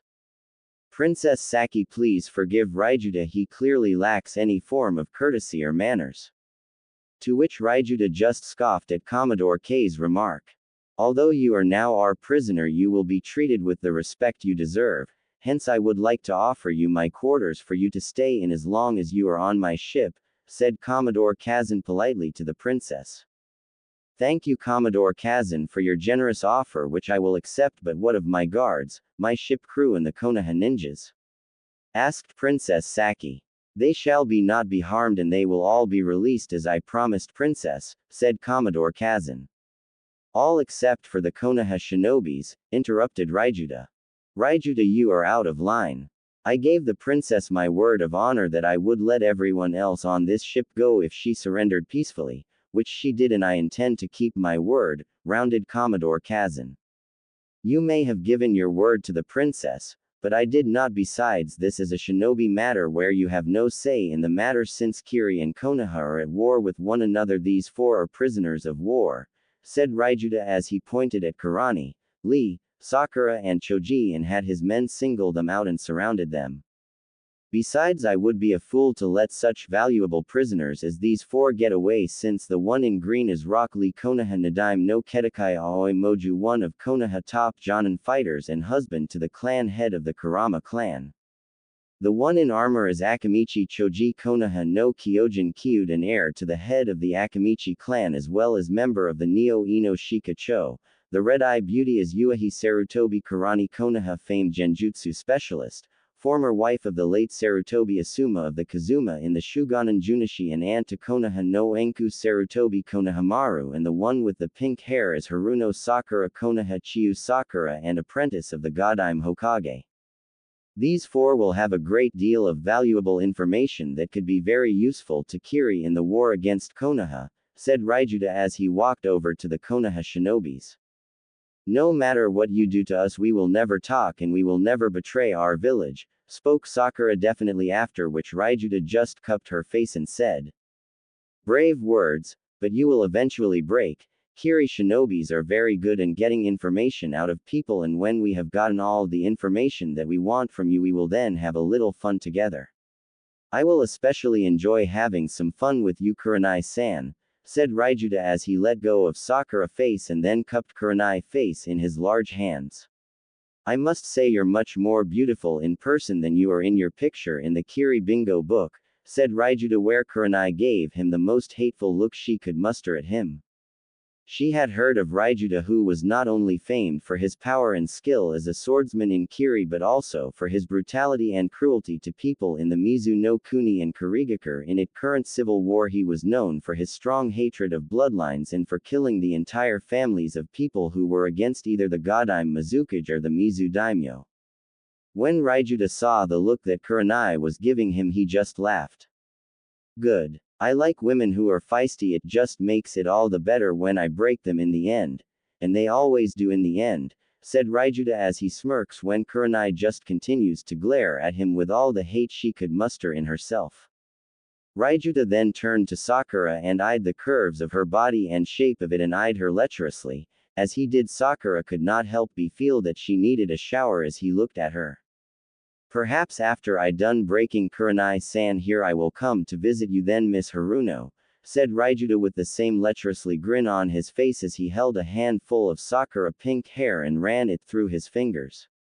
This caused Sakura to shudder and then glare at the man with just as much hatred as Kurenai had shown him, which Raijuta just laughed at, after which he turned to some Kiri nins around them. You men, take the prisoners to the brig, order Raijuta to the shinobis around the Konoha nin, which the Kiri nin did as they were told.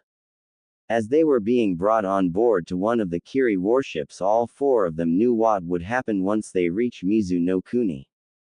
They would be put in one of Kiri prisons where they would be interrogated, tortured and raped, in Kurenai and Sakura case, for all the information that they had about Konoha. After which they would either be left to rot in prison where they would never see the light of day again, or they would be killed and buried in some unmarked grave outside the prison, and that was if they were lucky. Since there was also very little chance of rescue coming from their village due to the situation that it was in now, with fighting off Oto, Iwa, Kiri, Kusa and the Hanya clan. The four Konoha nins lowered their heads in defeat as they walked on to the Kiri warship. They had failed to protect the princess, where she would be used as a political pawn in the Gadaime Mizukage and the Mizu daimyo schemes. They had failed to help their village to gain the badly needed trade alliance with Umi no Kuni and Tasuki no Kuni, and worst of all, they had failed to come back to their loved ones, where Sakura would never see her parents again, Choji would never see his parents or his wife again, Lee would never see his daughter or wife again, and Kurenai would never see her son again. They had all lost hope in ever seeing their loved ones again. Princess point of view. As Kurenai and the others were being led away by the Kiri shinobi, Princess Saki quickly turned to Commodore Kazan. Commodore Kazan, please, is there anything you can do to stop them? Pleaded the princess to the Commodore. The Commodore just sighed and said sadly, I'm sorry, princess, but as Raijuta said, this is a shinobi matter and I have no power to stop him since he is well in his rights to do this since Kiri and Konoha are at war with one another. I'm sorry, princess, there is nothing that I can do, it is out of my hands now, said the Commodore sadly. After which he then put his hand out to the princess and said, Princess Saki, if you please come with me, I will lead you to my quarters where you may stay for the journey to Mizu no Kuni, said the Commodore. He led Princess Saki aboard his ship into his quarters. As he did so, the princess could not help but silently pray with all her might and hope with all her heart and soul that someone would come to rescue her and the Konoha nin and save them from this nightmare. Last time on Raikage. As Kurenai and the others were being led away by the Kiri shinobi, Princess Saki quickly turned to Commodore Kazan. Commodore Kazan, please, is there anything you can do to stop them? Pleaded the princess to the Commodore. The Commodore just sighed and said sadly, I'm sorry, princess, but as Raijuta said, this is a shinobi matter and I have no power to stop him since he is well in his rights to do this since Kiri and Konoha are at war with one another. I'm sorry, princess, there is nothing that I can do, it is out of my hands now, said the Commodore sadly. After which he then put his hand out to the princess and said, Princess Saki, if you please come with me, I will lead you to my quarters where you may stay for the journey to Mizu no Kuni, said the Commodore. In which he led Princess Saki aboard his ship into his quarters. As he did so, the princess could not help but silently pray with all her might and hope with all her heart and soul that someone would come to rescue her and the Konoha nins and save them from this nightmare. 5 days later. In the middle of the mountain ranges of Kaminari no Kuni, lining country. Running through the mountain pass at high speed, a kunoichi from Kumogakure, the village hidden in the clouds, was returning from the mission she had been on. She was a dark-skinned woman, like many in Kumo, with golden-colored eyes and long purple hair, which she keeps up in a ponytail. Her attire consists of a backless, black sleeveless undershirt with an orange overshirt over the sleeveless undershirt with 2 white straps on each shoulder. She also wore a large beige sash around her waist like a belt with black stretch pants and long beige wrist warmers, secured by bands, and long beige leg warmers with brown light shoes. The name of the woman in question was Shihoin Yoruichi, one head of the Shihoin clan, one of the founding clans of Kumo.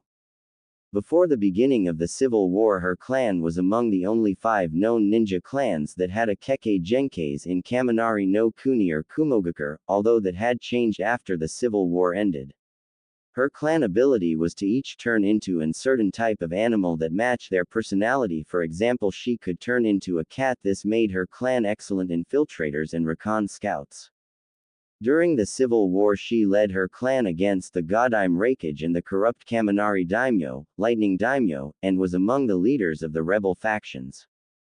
During the Civil War, she was called Kosoku Aijin, Speed Mistress, due to her control over her chakra was so great that she could enhance her speed to an amazing degree, much like how Suon the Slug Princess could enhance her strength with her chakra control.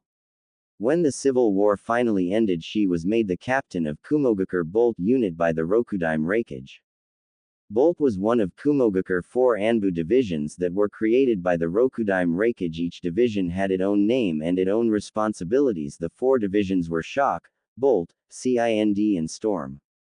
Shock responsibilities mainly involved with security, where they were in charge of protecting the village as well as helping guarding the borders of both Kumo and Kaminari no Kuni, Lightning Country, from enemy shinobis and spies from entering the village or even the country.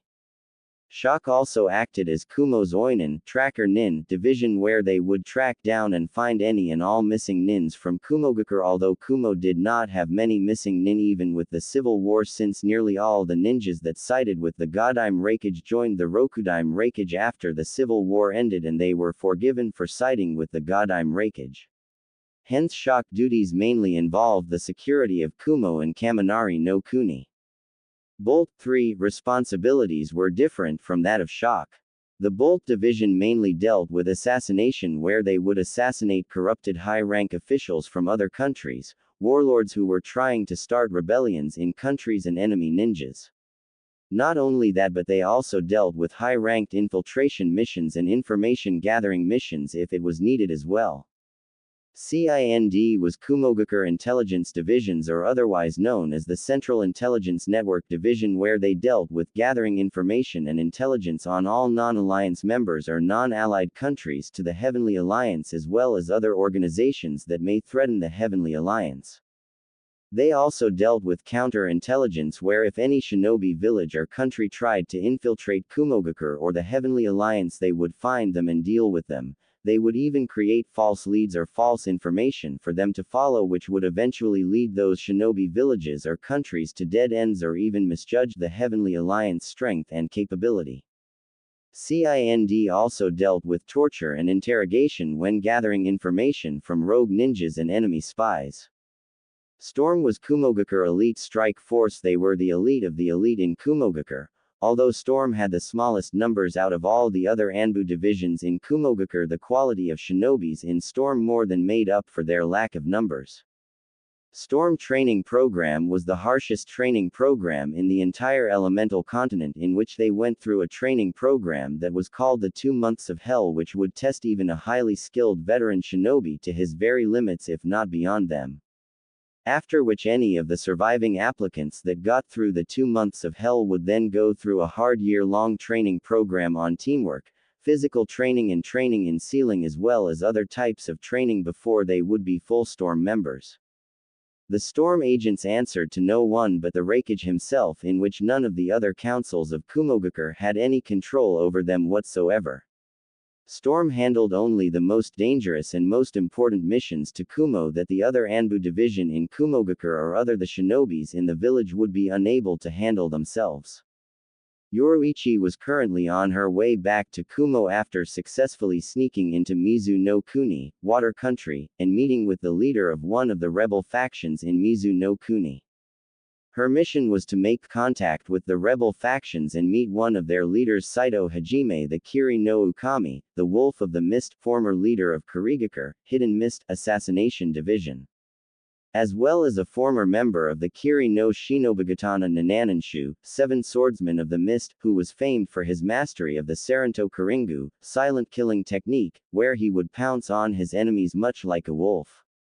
His skill in Saranto Karingu could only be matched by Momochi Zabuza, the Kurigakure no Oni, the demon of the Hidden Mist. Saito was also a master in Mizuguchi Ha-Ito Ryu style, which was the perfect sword style for an assassin-type ninja like Saito.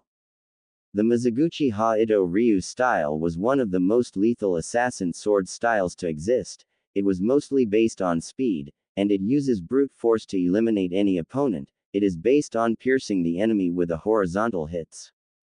Once Yoruichi met Saito, she was to offer him and the other rebel factions an alliance between the Heavenly Alliance and the rebel factions in Mizu no Kuni against the Godame Mizukage and the Mizu Daimyo. When she did meet him, they talked for several hours, in which Saito and the rebel factions did not join in an alliance with the Heavenly Alliance against the Godame Mizukage and the Mizu Daimyo due to they didn't fully trust the Heavenly Alliance wiliness to help or intentions. But Saito did agree to share information on the happenings in Mizu no Kuni as well as any relevant information on the Godame Mizukage and the Mizu Daimyo. In return, the Heavenly Alliance would agree to sneak in food, medicine and other supplies to the rebel factions. Yoruichi knew this arrangement would be good enough for the Raikage, since he had told her before she had left that it was unlikely that the rebel factions would immediately agree to the alliance. Her main objective was to build communication link between the Heavenly Alliance and the rebel faction in Mizu no Kuni. But with the arrangement that she got, it would make for a strong stepping stone to build the alliance between the rebel factions and the Heavenly Alliance. As Yoruichi was running, she suddenly heard a puffing sound and a sudden weight was felt of her right shoulder. When she stopped and looked to see what was on her shoulder, where she found her ninja cat summon, for Hina, on her shoulder. The cat was actually a small cute little white kitten with gray stripes on its back and had big dark blue eye and wore a small little builder's helmet and a whistle around it. 5. If Yoruichi wasn't so used to seeing Hina, she would have gone kawaii and squeezed the little kitten to death at how cute it looked. "Hina, what are you doing here?" said a surprised Yoruichi. I thought I told you to stay with Saito so that he can send us information or items through you, said Yoruichi with a slight frown, thinking that the little summon was slacking off on admission. But that what I'm doing, mistress, said Hina in a cute little voice. You have a message from Saito? Asked Yoruichi, surprised again. To which the just kitten nodded. Well, what is it? The scary-looking man, which caused Yoruichi to smile a little since Saito would look scary to most people, told me to tell you that he got some information that you might be interested in. He said that the princess of Umi no Kuni, Sea Country, has been captured by ships sent by the Godime Mizukage and the Mizu Daimyo 5 days ago when she was on her way to Tasuki no Kuni, Moon Country, for her wedding, said Hina. What? Princess Saki has been captured? Said Yoruichi in surprise.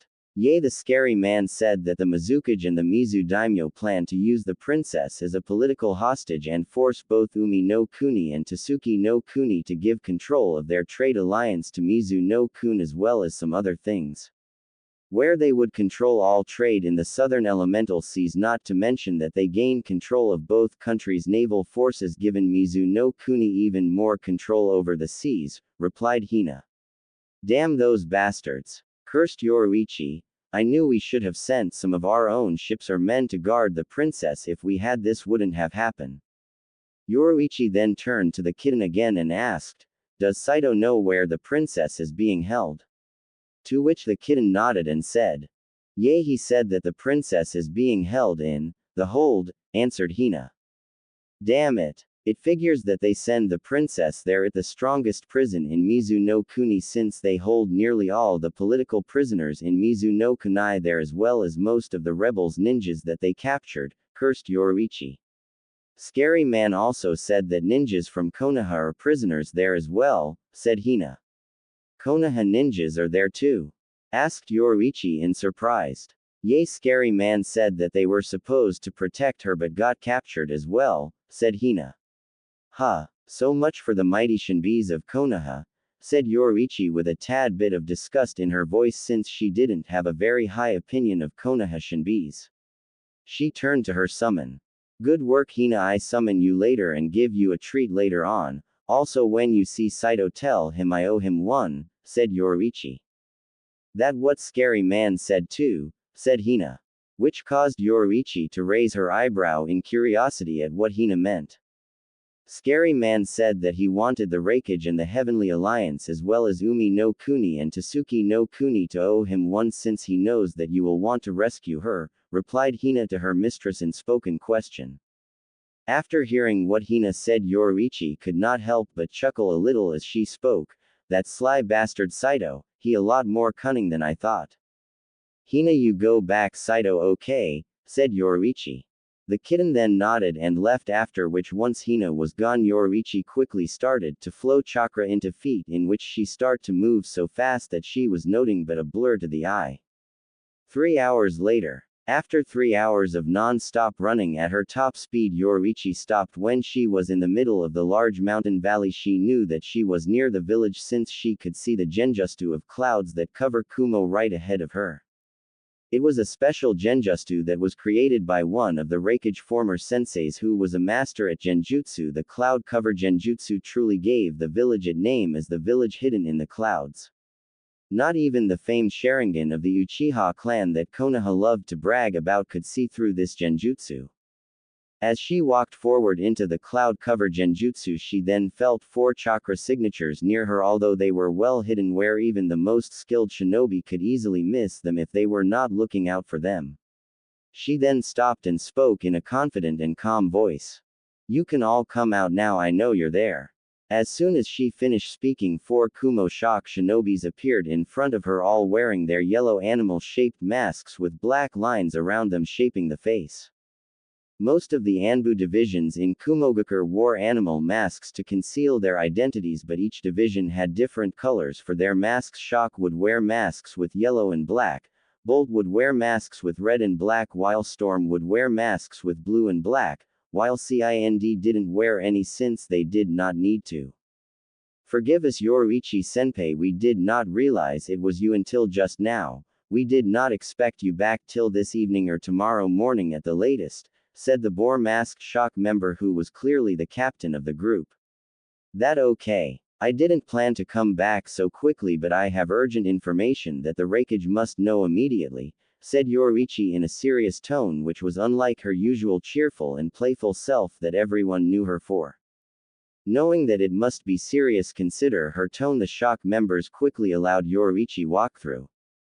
As she continued to walk on, the genjutsu soon started to dispel, in which she could finally see the gates of Kumogakure, or as many people would call it, New Kumogakure. The village in front of Yoruichi was not the original Kumogakure village, since that had been destroyed during the last battle against the Godime Raikage. After the Civil War, the Rokudime Raikage had New Kumogakure built in this valley for several reasons. One of those reasons was because, like the original village, New Kumogakure had mountains on both sides, and there were few paths, both large and small, that led to the valley where the village was, and all were easily defendable. The village had mountains on both its sides, and one large mountain behind it. The main front wall, or outer wall, of the village was at least 30 meters thick of solid stone and was 100 meters high, and the wall stretched from one end of the valley to the other. The main village gateway had a large metal gate that had two crouching dragons on either side of it. The gate would be left open during the day and closed at night, in which, in the event of a siege, the gate would be bolted down, and a fuinjutsu called fuintepeki, sealed iron wall, that was on the two dragon statues that flanked the entrance would activate, sealing the gate shut. As soon as Yoruichi went through the main entrance to village, she started to run along the rooftops of the civilian district, which was not an uncommon thing to happen in the village, since ninjas would often do that. As she ran, Yoruichi looked around New Kumogakure. She could not believe that they had built all this in just under 3 years, since they had only just fully finished building it a month or two ago. New Kumogakure was easily 5 times bigger than any other village in the elemental nations. The village itself was split in 4 large districts with a wall dividing each district. The inner walls themselves were nowhere near as thick as the main one, but were at least a few feet thick and quite strong, and were just as high as the outer wall. The first district, which was directly behind the outer wall, was the civilian district, where the civilians lived in, whether they be rich or poor. All civilian lived in this district, in which they had their own schools, hospitals, gardens, parks, police force, and stores to shop, since this district was also where trading for goods was mainly done. The second district was the industrial district, where the village had its machinery built, such as Kumo airships, war balloons, weapons, armor, siege weapons, trains, and other types of machinery. There was even several large landing platforms for the airships to land on in this district.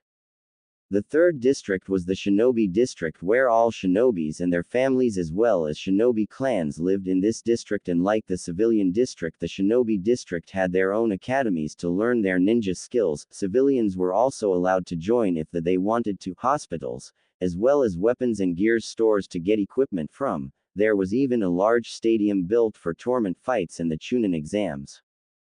The fourth and final district was the ruling district, where the Raikage was in, as well as the daimyo, due to the fact that during the Civil War the former daimyo Yoshiaki burned down the palace and the capital of Kaminari no Kuni when he realized that he was losing the Civil War and didn't want it to fall into rebel hands. After the Civil War, when New Kumogakure was being built, it was decided that the new palace of the daimyo would be built in New Kumogakure and rule the county from New Kumogakure, although New Kumogakure itself would still be ruled by the Raikage, in which the daimyo could not interfere with anything that went on in the village unless it greatly affected the daimyo or the rest of the people of Kaminari no Kuni.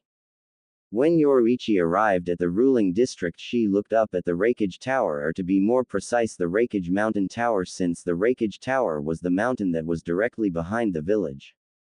The Raikage had tunneled into the mountain and hollowed it out to allow people to be in it, in which he then spent several months making it suitable for people to work in it, since the tower would be the main focus point for everything that happens in the village, whether it being civilian matter or shinobi matter.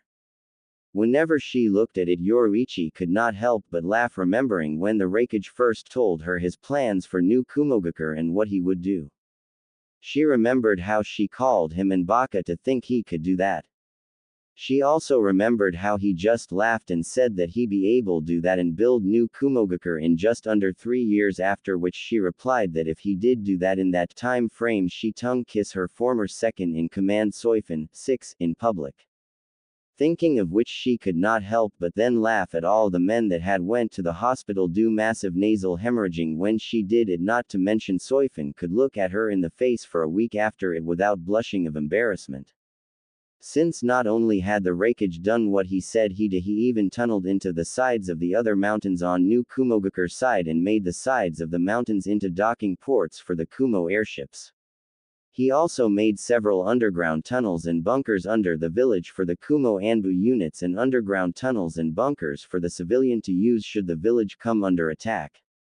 She also remembered several times when foreign dignitaries from other members of the Heavenly Alliance came to New Kumogakure and they would gaze at it in wonder, where they would often ask how he was able to build this massive size village, or city as some would call it, so quickly, in which the Raikage would just laugh each time and reply, jutsus can be used for more than just fighting. Yoruichi quickly went into the Raikage Tower mountain through the massive double stone doors that had 2 giant stone tigers flanking the doorways, in which the 2 stone tigers had Fuin Teppiki on them so that the doorway would be sealed shut when needed. When inside it was not what most people would expect it to be, instead of being dark, dank, and cold. The main hall of the tower mountain looked like a palace hall. In the middle of it was a beautiful foundation with cool clear water and statues made of pure marble that resembled dragons, tigers, and falcons.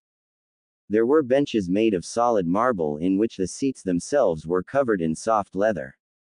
Light was coming through several large openings and was distributed all over the halls by both water and special light-emitting crystals that glowed softly, giving the tower mountain a very soft but strong amount of light. The walls were smooth and covered in small gems and inlaid with copper mirrors which appeared to be well polished, as well as silver and gold designs that made the place even more grandiose than before, and in the areas were healthy trees and bushes giving out a sweet scent to the tower mountain. The floors were made from tiles that combined marble, jade, and smooth limestone and were very strong. All in all, the main hall was impressive to say the least. When a person looked up they would see all the different floor levels where different departments were on each level dealing with the different affairs in the running of the village, both civilian and shinobi matters. There were stairs and even lifts to get a person up to certain levels faster, which was a good thing since the Raikage Tower mountain was always busy with activity. At the top roof point of the tower mountain was a large glass dome that was directly above the fountain and shone more light down on it and the rest of the tower. It also allowed the stones in the fountain to sparkle in the light. Not only was tower mountain magnificent in the inside, it was also easily defendable, where just 3 squads of ninjas could easily hold out for months against an enemy army, since the main doors were made of stone and when shut could take massive poundings. They even had special seals on it that made them highly resistant against most jutsu. The inside of the tower was also covered 10 feet of solid rock. There was even several small openings for the defenders to fire arrows, spears or jutsu from down on the enemy, as well as many traps inside the tower for the enemy which could be activated should the enemy be able to breach the doors or somehow enter in tower mountain. Yoruichi quickly got on one of the lifts and soon arrived at the Raikage office, which was at the top floor of the tower mountain. She greeted his secretary Is Naneo, who was an old friend of hers, after which Naneo told her to go right ahead into his office. The Raikage office was simple. It was a large double-O circular-shaped room with his desk facing the main double door to his office and with a large window behind the desk so that the Raikage could look out the window and over the village. On both sides of the wall of the circular room in front of the Raikage desk were bookshelves filled with scrolls and books, as well as a small spiral stairs that would allow the Raikage to go to the platform of the second level of his bookshelves, as well as go onto the balcony that was right above the Raikage desk. It was then when she looked up to her left on the second level of the bookshelves that she saw him reading a scroll, after which she made herself notice since he had yet to do so, since he was focused on the scroll he was reading. When he did notice her, he looked up and had a small smile on his face. He then